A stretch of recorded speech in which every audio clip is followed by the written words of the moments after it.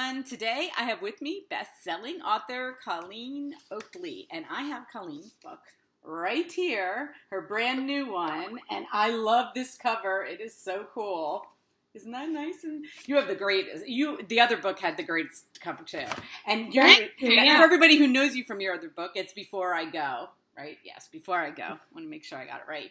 And that had a cool cover too. It was very eye-catching, which is why I bought it. And, never got around to reading it, but I do have it. But anyway,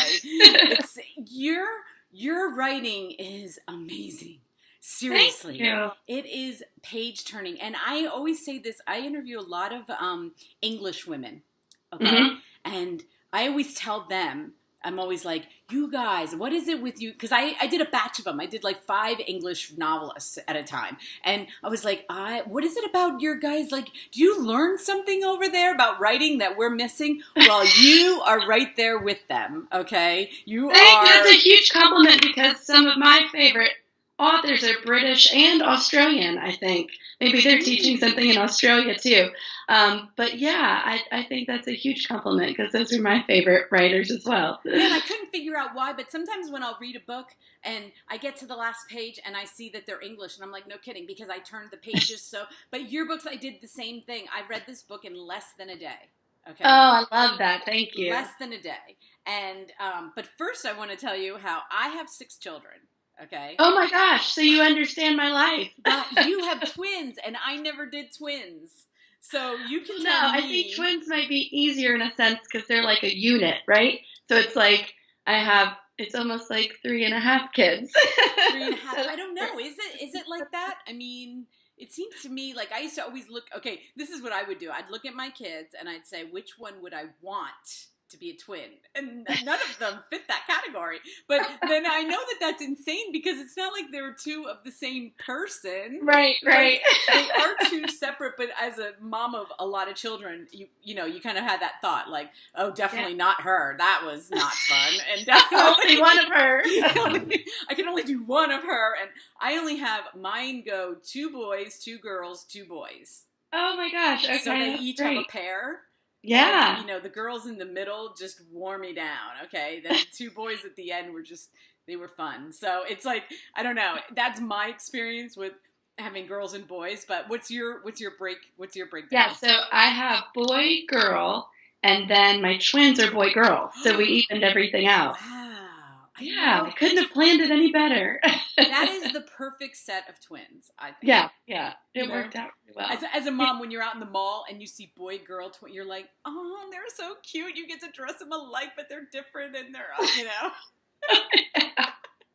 And it's rare. Don't you think it's rare? It feels more rare. I do. All of the twins that I know, and randomly I know a lot of people with twins, but they're all, either boys or girls. So we don't know any other boy-girl twins. That is so cool. Did you, when you found out you were pregnant with twins, did you join twin things? Like they have. I didn't, only because I already had 2 kids. You were a little busy. Just have time, yeah. So I feel like moms, when their first baby is multiples, twins or triplets, and they kind of get involved in all that stuff. And me, I was like, oh, that sounds nice, but oh my gosh, I don't have time to do any of that. Yeah. How old was your youngest, before you found out with the twins? What's the age? Yeah, so when I found out I was pregnant with twins, I had a 2 and a 4-year-old. And yeah, they're 6 and 4 now, and the twins are 2. It was shocking. And it's really funny because my first 3 were right in a row, right? They were like boom, boom. And now they're adults and they have their own kids. I have 7 grandchildren and I'm 52. Wow. So they started having kids very quickly but my daughter has 2 little boys and she just had the flu. And she called me and she was like, we all have the flu and I'm so sick. And, what did you do when you had 2 children that were 4 and 2? I'm like, I never had 2 children that were 4 and 2. I'm like, and I've had the flu with 5 of you. So anyway, have a great day. Yeah. Oh my gosh. But they think I'm crazy now. Now that they're having kids, they think I'm insane. So. Everybody in my life thinks we're insane. We don't know anybody else. Well, that's the thing. Nowadays, I mean, I'm 52. You're a lot younger than me. But in your age group, That is not a thing anymore. It wasn't No, even it's like 2 max. And when I was pregnant with my 5th child, some woman stopped me in a grocery store. I had one other child with me, and she was like, "Oh, your 2nd child." And I was like, "Who is the insane person that says, no, this is my 5th?" Right, right. So I are they all yours? And we're out, and it's all four of them. I'm like, yeah, like, you think I'm just grabbing kids off the street? And exactly. And you know what? As they were growing up, when the oldest 2 left, they joined the military, and they were very close in age. My house was quiet. Who says that 4 children is like? I'd be like, my house is so quiet. Only me. I'm crazy, but no, it's not. It's just, and for your age, it's really just not a thing. I mean, 3 tops. Yeah. But you only had 3 pregnancies, so right. But anyway, I think it's a miracle that you get to do these books. I mean, how do you do that? When do you write? Yeah, well, now, just recently, it's gotten really great because my twins are able to go to preschool, and then my oldest is 1st grade, and my 4-year-old's in between, so she's in the preschool now too. So just recently, since January, I've had 4 hours a day to myself to write, and that has felt downright luxurious. But before then, I was getting up at 4:30 in the morning, because that's the only time that the house is quiet when you have kids. And writing to meet deadlines, and I work a lot at night, and my husband's amazing, and he'll, let me kind of hole away in my office on the weekends while he takes care of all the kids. So, but yeah, that's how I was doing it, just kind of piecing together time around my kids, and of course nap time and all of that, but you never know if they're actually going to take a nap that day. Or together, or at the same time that you actually get it to be quiet. And, exactly. there are so many novelists that I talk to that are older. They're my age and older. And, they're like, oh, this is so much better because they were writing when they had little kids too. Mm-hmm. And now that they can write, like they're, and they're so used to it that now they're like putting out, 3 books a year because they're like, oh my gosh, I have so much time. I don't know. Do you know Karen White's books? Yes. Karen White, yeah. She puts out like 4 books a year. Yes. I'm like, maybe, I don't know that I'll ever be that fast, but I'm like, well, I guess if I don't have kids, maybe I'll churn them out. Absolutely. And Before I Go came out, 2 years ago, right? Yeah, January 2015. Mm-hmm. Okay. So that is, that's pretty impressed. I'm very impressed. And the fact that it was your first full-length novel and it did so well that you do not hear that. You just don't. Thank you. Yeah, it was really, really exciting. Yeah, I hear from so many, because I don't just talk to authors, but I talk to a lot of publishers and a lot of professors who teach writing, and they'll say like, well, you shouldn't even, your first book, throw it away, and then, your second book, and, but I'm so happy because I like to see that, because I don't want to think that you have to write your first book and throw it away. Like, that's not fun to hear. Like, yeah.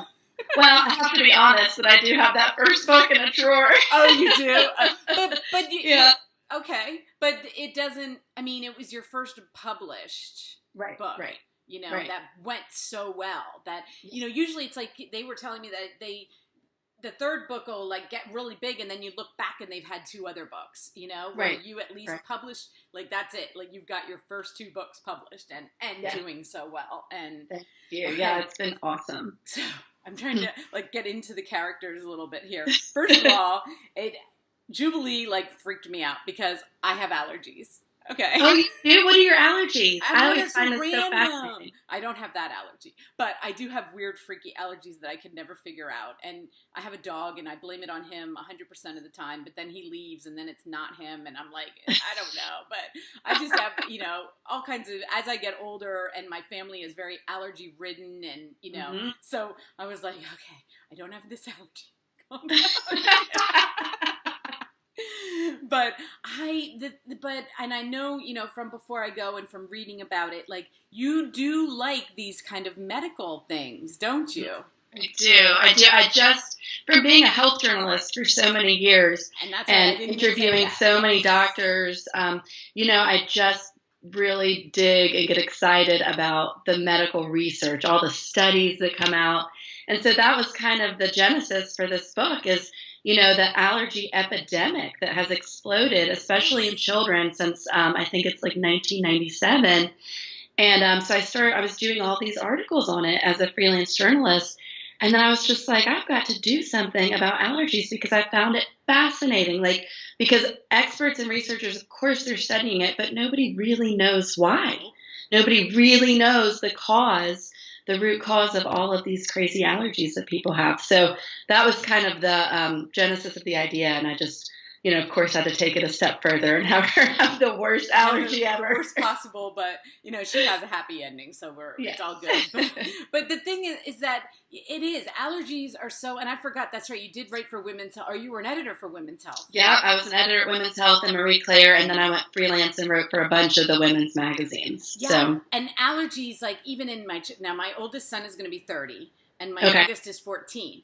And I have to say, like, and my fifth child, my son, he had the worst allergies, was on an inhaler. And then one day he said to me, I am not living like this. And he threw his inhaler away and he never went back. Oh my gosh. And he was 13. And as a mom, I'm like, okay, I've got the nebulizer. I've got I'm close to the hospital. I can take him if I have to. But he now, isn't that crazy that he can be that mentally? And I'm not saying that he doesn't have hay fever and stuff, but he got himself off his inhaler himself. Wow, that's amazing. And never had it again. Never used it again. Wow. Just threw it away. And that was it. And I was like, no, you can't throw it. Yeah.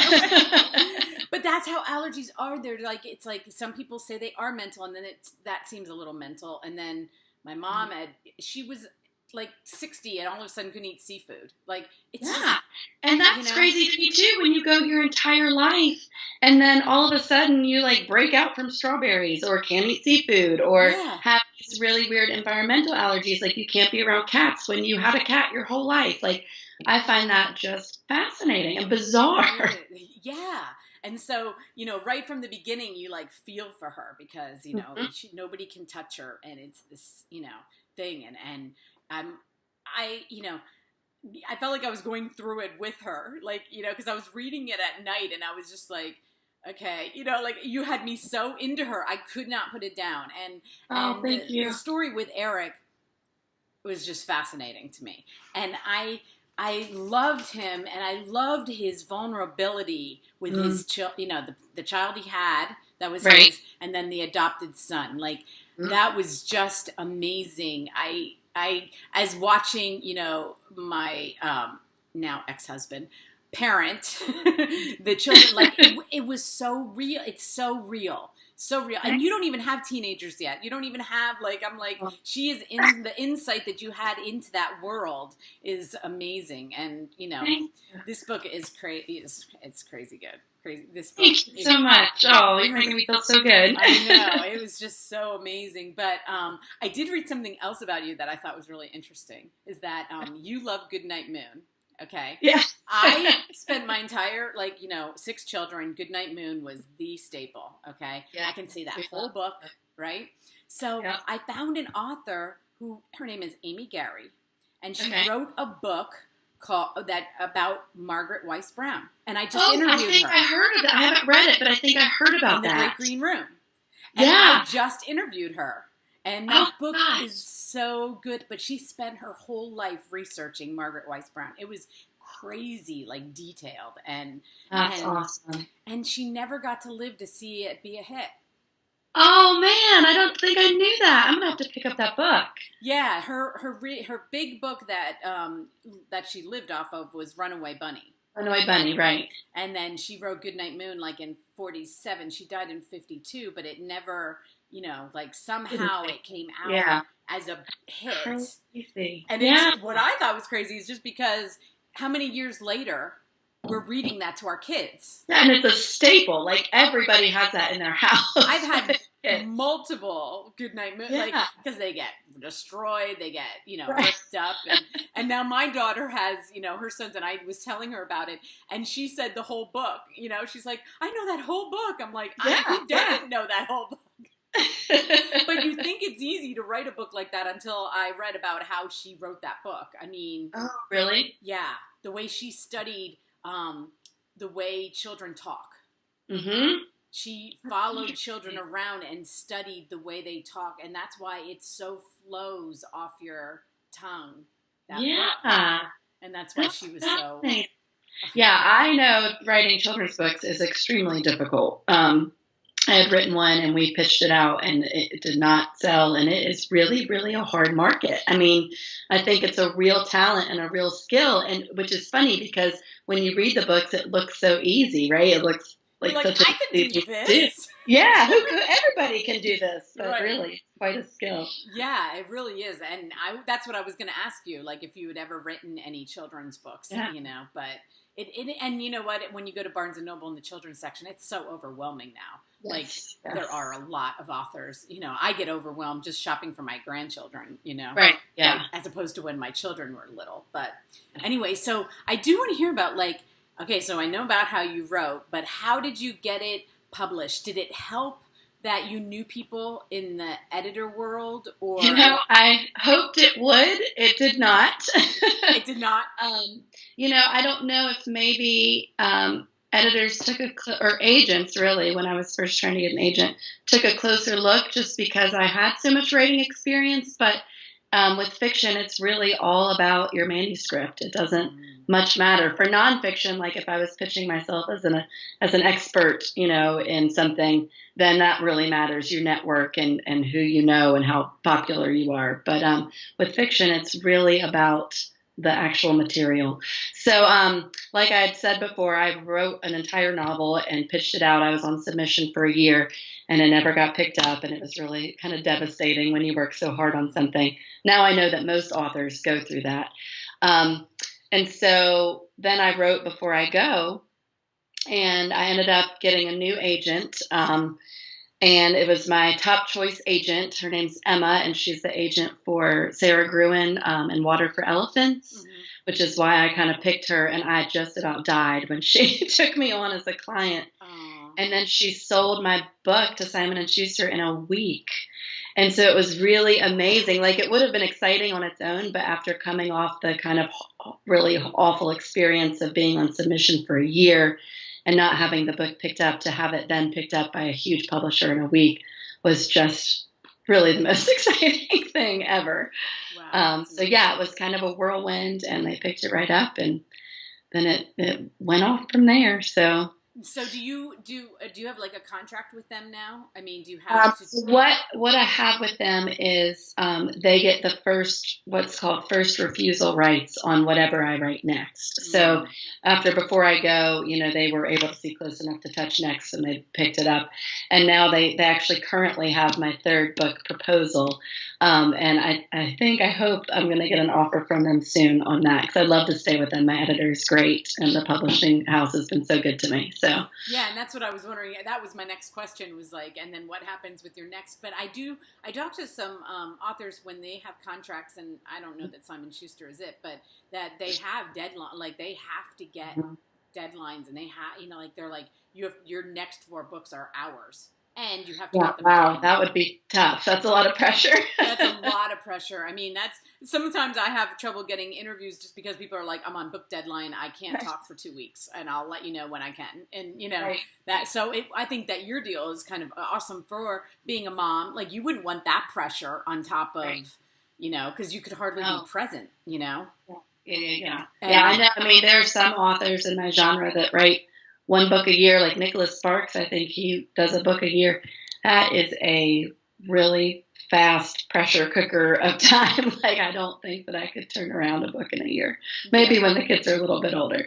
Yeah, right. And that's what I loved about this book, is that she's a librarian, and that he's reading books. So it was really cool. I loved reading that, because I love books, and I knew what they were talking about, and and I love that the communication between children. Now, like I said, your children are small yet, but I know that it hit me because I have a son and he's older, and since he was in the Army, and then he got married, and he has 3 little girls of his own. He's 28, and our communication is not in a good place right now.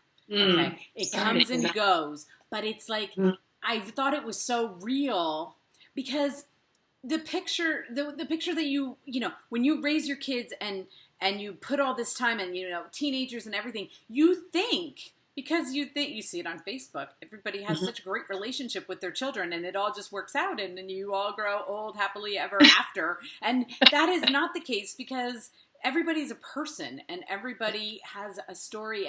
And her miscommunication, she was 14, and she couldn't speak what she was feeling. Right. I don't think my 28-year-old son can speak what he's feeling.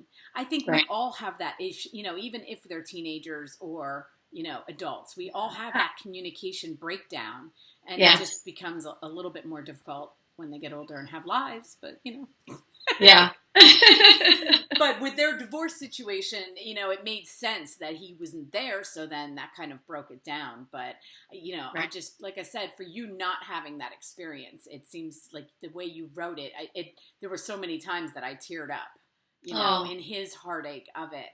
And, how he was trying. And to tell you the truth, I almost texted my son last night because I was like, maybe that's what I should do.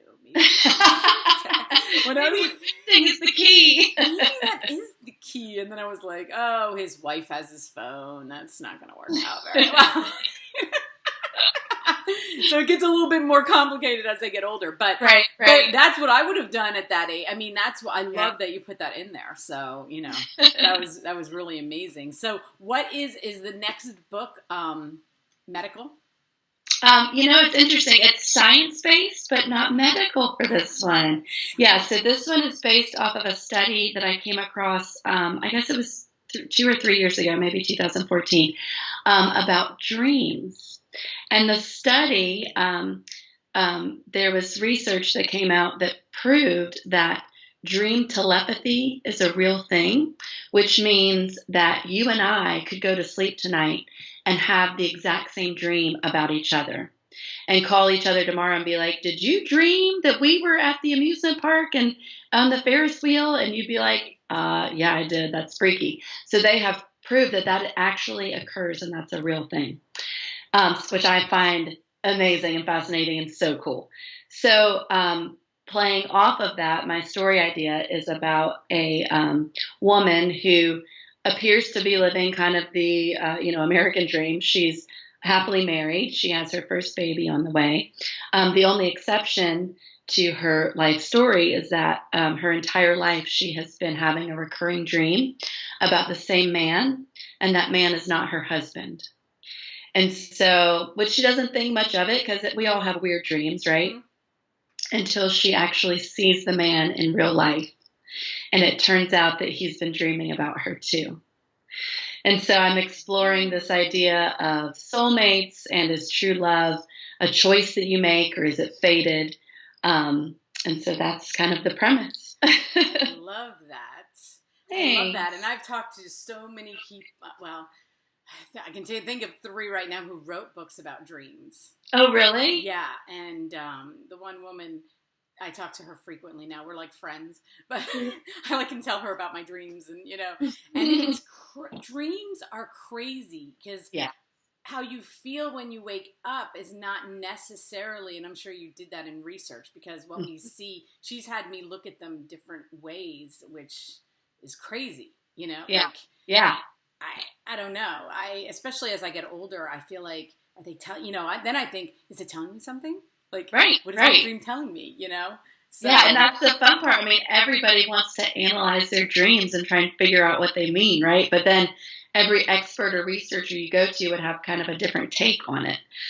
So I've been doing all of that research, and it's just been fascinating. I love it. I'm sure in your research, did you ever see a dream dictionary? Oh, yeah. And then you look up another dream dictionary, and it's not, so you're like, they're not. But then you think, how did these people come up with this? I had a dream about a snake. Oh, that means that, and you're like, I wasn't even, I don't know. How did they know? I know. It's so weird. I don't know. I have a hard time with the this means this. Right. In a dream. Because I don't know that I'm that smart to put those in my dream. I don't know if I knew that, I was going to have money problems because I dreamt about a snake, and it's and it gets detailed, was the snake, did it bite you? Did it not bite you? Did it, there's a thing for every little thing. And the other hilarious thing is maybe you just saw a snake at the zoo that day or on Discovery Channel, And so snakes were on your mind, and it really has nothing. It's sometimes a snake is just a snake, right? Sometimes it's just a snake, and it's just yeah. But I do like talking to people who actually. This woman she has a certification in dreams.